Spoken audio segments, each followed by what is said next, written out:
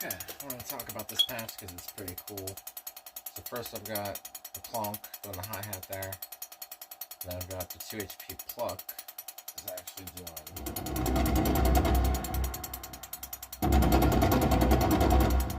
And that's the 2 HP pluck going into the miasma distortion, ritual electronics, and then noise engineering Kurtaruna distortion.